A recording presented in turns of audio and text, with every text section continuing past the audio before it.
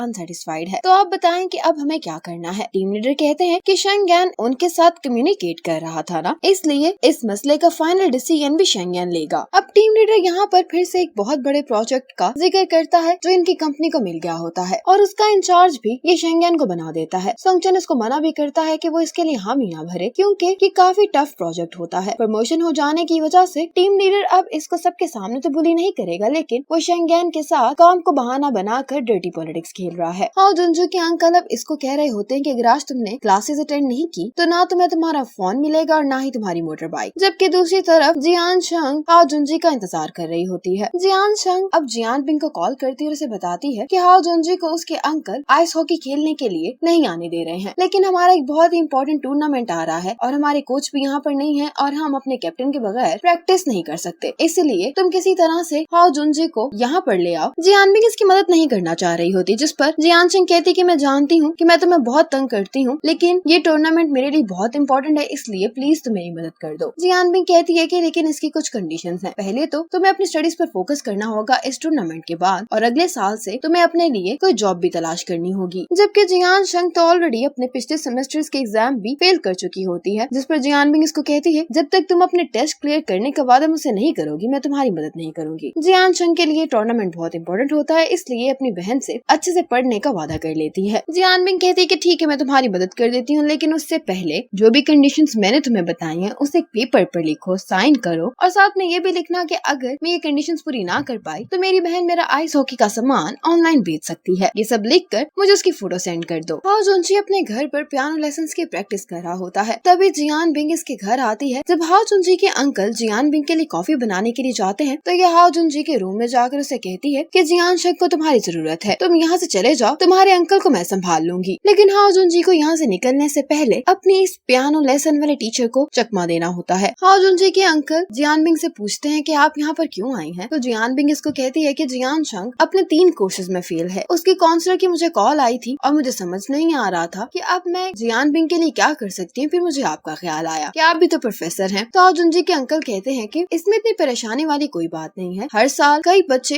अपने कोर्सेज में फेल हो जाते हैं लेकिन वो दोबारा से एग्जाम देकर पास भी हो जाते हैं। दूसरी तरफ हाउ जुनजी अपनी टीचर से कहता है कि उसके स्टमक में बहुत दर्द हो रही है, इसलिए उसको वॉशरूम यूज करना है, और यही वो चकमा होता है जो हाउ जुनजी अपनी टीचर को दे रहा होता है। दूसरी तरफ जियान बिंग वो कोर्सेज की लिस्ट दिखा रही होती है जिनमें जियान शंग फेल हो गई होती है। जब जियान बिंग ये लिस्ट हाउ जुनजी के अंकल को दिखा रही होती है तो ये पीछे से हाउ जुनजी को इशारा देती है कि वो इस टाइम यहाँ से निकल सकता है। फिर हाउ जुनजी जियान बिंग के पास आता है और जियान बिंग टेबल से उठाकर इसकी बाइक की कीज और फोन इसको दे देती है, और इसके साथ ही हाउ जुनजी के अंकल को मालूम हो जाता है कि अभी घर से कोई बाहर गया है। वापस आकर हाउ जुनजी के अंकल जियान बिंग से कहते हैं कि आप यहाँ पर सिर्फ अपनी बहन के कोर्सेज डिस्कस करने के लिए नहीं आई थी, बल्कि आप यहाँ से हाओ जुनजी को भगाने के लिए आई थी। गुस्सा करते हुए ये जियान बिंग से कहते हैं कि आपको मालूम भी है कि इस टीचर के साथ अपॉइंटमेंट बुक करना कितना मुश्किल काम है। अगर प्रैक्टिस के दौरान हाओ जुनजी को कोई चोट लग गई और उस वजह से वो अपना एग्जाम ना दे पाया तो मैं उसके पेरेंट्स को क्या जवाब दूंगा। ये सुनने के बाद जियान बिंग कहती है कि मुझे लगता है कि वाकई में मैंने बहुत बड़ी गलती कर दी है, क्यों ना हम स्कूल जाकर उन दोनों को पकड़ लें। तो हाओ जुनजी के अंकल कहते हैं कि 1 मिनट रुके, अभी मैं आपके साथ चलता हूँ। और फिर जब ये दोनों प्रैक्टिस कर रहे होते हैं तो यहाँ पर जियान बिंग और हाओ जुनजी के अंकल भी आ जाते हैं। जियान बिंग ये फर्स्ट टाइम देख रही होती है और इसको ये गेम काफी इंटरेस्टिंग दिखाई दे रही होती है। हाओ जुनजी के अंकल से कहती है कि अब चूंकि गेम चल रही है और हम तो इस गेम को रोक भी नहीं सकते हैं, तो बेहतर यही होगा कि हम जब ये गेम खत्म हो जाए तब इन दोनों से बात कर ले। फिर ये दोनों ऊपर आकर इस गेम को देखने लगते हैं, जिसे जियान बिंग तो काफी इंजॉय कर रही होती है। हाओ जुनजी के अंकल कहते हैं कि उस टीचर के साथ एक वीडियो बनाने के लिए अपॉइंटमेंट बुक करना ही बहुत मुश्किल था। तो जियान बिंग कहती है कि क्यों ना आप वो वीडियो मेरे स्टूडियो पर शूट कर लें। आप किसी भी टाइम उस टीचर से अपॉइंटमेंट लेकर मेरे स्टूडियो में वो वीडियो शूट कर सकते हैं। फिर ये दोनों एक दूसरे को इस काम के लिए वीचैट पर ऐड कर लेते हैं। हाओ जुनजी के अंकल बार बार जियान बिंग से यही कहे जा रहे होते हैं कि देखो ये गेम कितनी डेंजरस है, ये सभी कॉलेज स्टूडेंट्स ये गेम खेलकर अपना टाइम वेस्ट कर रहे हैं। जियान बिंग कहती है कि इस तरह के शौक इंसान अपनी 20s नहीं परस्यू कर पाता है। तो हाओ जुनजी के अंकल कहने लगते हैं कि आपका ये मतलब है कि हम इन्हें वो करने दें जो ये चाहते हैं और ये लोग अपनी स्टडीज के बारे में भूल जाएं। जियान बिंग कहती है कि मैं ये नहीं कह रही, लेकिन हम एक चीज को परस्यू करने के लिए इन्हें दूसरी चीज पर गिव अप करने पर मजबूर भी नहीं कर सकते। हाओ जुनजी के अंकल कहते हैं कि मैं स्पोर्ट्स के बारे में पैशनेट होने के खिलाफ नहीं हूँ, लेकिन ये स्पोर्ट्स बहुत ही डेंजरस है। हाओ जुनजी इस स्पोर्ट को किसी और स्पोर्ट्स के साथ एक्सचेंज कर सकता है। तो जियान बिंग कहती है कि हम आजकल के बच्चों को किसी भी चीज के लिए फोर्स नहीं कर सकते, क्योंकि उनके अपने आइडियाज हैं और उनकी अपनी पर्सनैलिटीज हैं। हाओ जुनजी के अंकल कहते हैं कि इन बच्चों के लिए ये जो टाइम है ये बहुत कीमती है, इसमें इन्हें कुछ मीनिंगफुल काम करना चाहिए। जियान बिंग हाओ जुनजी के अंकल से सवाल करती है कि मीनिंगफुल कौन सी चीजें होती हैं। तो हाओ जुनजी के अंकल कहते हैं कि एज अ स्टूडेंट इन लोगों को अपनी स्टडीज पे फोकस करना चाहिए, ताकि जब ये ग्रेजुएट हो तो सोसाइटी में अपने लिए एक अच्छी जॉब तलाश कर सके। जियान बिंग कहती है कि हर इंसान की जिंदगी में कुछ न कुछ मीनिंगफुल जरूर होता है, जो शायद हमें मीनिंगफुल नजर नहीं आता लेकिन उसकी नजर में होता है। गेम में जब पहला ब्रेक आता है तो जियान शिंग अपनी बहन और हाओ जुनजी के अंकल को यहाँ पर देखकर हाओ जुनजी से पूछती है कि ये लोग यहाँ पर क्या कर रहे हैं। तो हाओ जुनजी कहता है कि मुझे इस बात के बारे में नहीं मालूम। हाओ जुनजी के अंकल नोटिस करते हैं कि जियान शिंग और हाओ जुनजी कहीं पर जा रहे हैं, तो अंकल कहते हैं कि चलो हमें उन दोनों को जाकर पकड़ना चाहिए। तो जियान बिंग कहती है कि आप ही जाकर ये काम कर लें, क्योंकि मुझे अपनी कंपनी जाना है और मेरी तरफ से आप जियान बिंग को भी डांट दीजिएगा। आज जब शेंगेन के डैड काम से वापस घर आते हैं तो शेंगेन की मॉम ने डैड के लिए खाना बना कर रखा होता है, जिसे देखकर शेंगेन के डैड काफी खुश होते हैं और मॉम का वापस दिया हुआ अपना क्रेडिट कार्ड भी शेंगेन की मॉम की ड्रेसिंग टेबल पर रख देते हैं, जिसे देखकर एक दफा फिर शेंगेन की मॉम काफी इमोशनल हो जाती हैं। अगली सुबह जब जियान बिंग अपने स्टूडियो जा रही होती है तो घर के बाहर शेंगेन आता है। शेंगेन जियान बिंग से कहता है कि आज मैं तुम्हारे साथ स्टूडियो जाना चाहता हूँ, क्योंकि मैं तुम लोगों से काम सीखना चाहता हूँ। इस बात पर जियान बिंग हैरान होती है और इसी मोमेंट पर एपिसोड 12 खत्म हो जाती है।